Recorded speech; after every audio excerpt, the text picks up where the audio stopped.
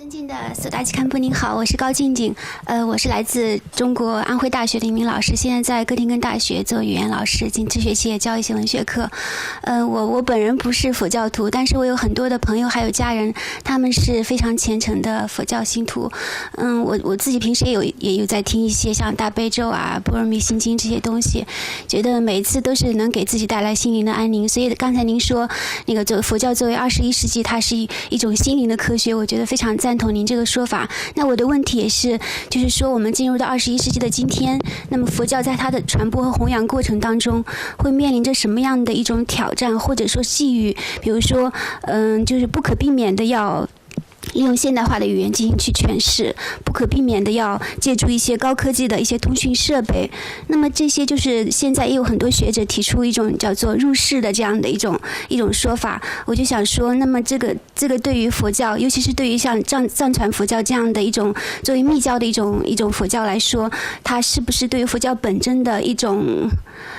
伤害，或者不恰当的说法会有什么样的影响？我很想听听您对这个您的观点，对于这个问题的看法。谢谢。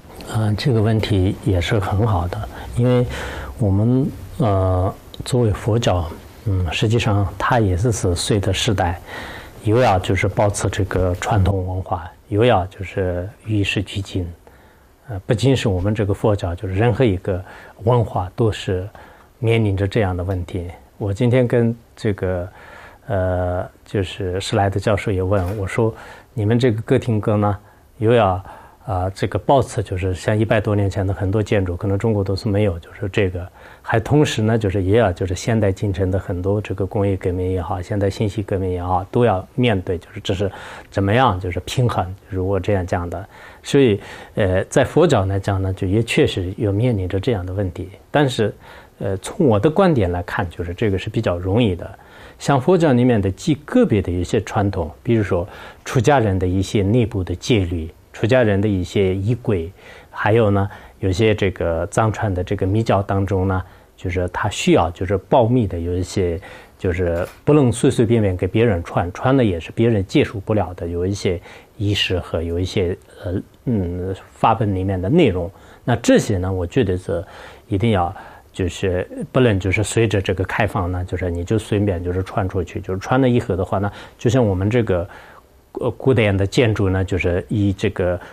高炉就是大厦被这个全部毁掉的话呢，很可惜的，就是这是不允许的。我们也特别就是希望就是保持这个原来的这个佛教的这个传统，就是原汁原味的让它就是存在。但是正因为这样呢，就是是不是不能与时俱进呢？绝对不是，因为它是一种心灵的科学，而且佛教是博大精深，就是它并不是这是现在人们认为的，就是在寺院里面的有部分的一个文化，就是小小的文化，不是这样的。我今天看到我们这个图书馆呢，就是也有许多的这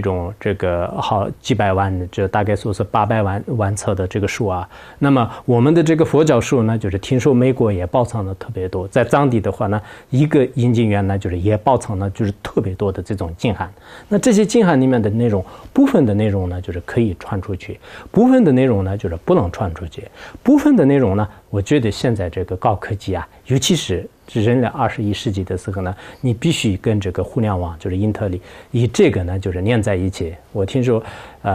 这个中国像中国的话呢，就是应该是去年的一个信息啊，说是现在有这个5个亿多的人呢，就是要上网的，就是他在网上这个生活的。所以有一个报道里面就是说，这个未来的这个世界啊，任何一个这个强大的文化呢，就是它的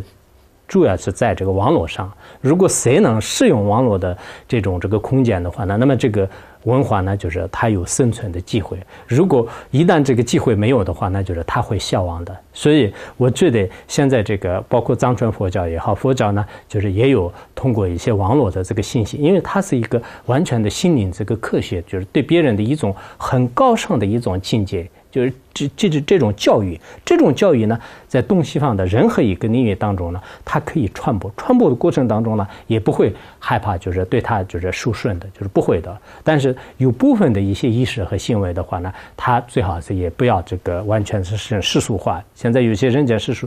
间佛教的话呢，太世俗了，就是好像佛教的原来的这个味道呢，就完全都变了。就像我们一个古建筑呢，就是把它毁了，就是然后再重新弄一个高楼，表面上看来这个高楼很漂亮，但实际上呢，原来的这个古董都没有了。所以我认为呢，这两个都是我今天跟这个范教授也是，你们从建筑上面是这两个是怎么平衡的？就是我们这个佛教呢，就是也确实是，我觉得这两个都要抓，就是两个都如果一个没有的话，那就是都非常可惜。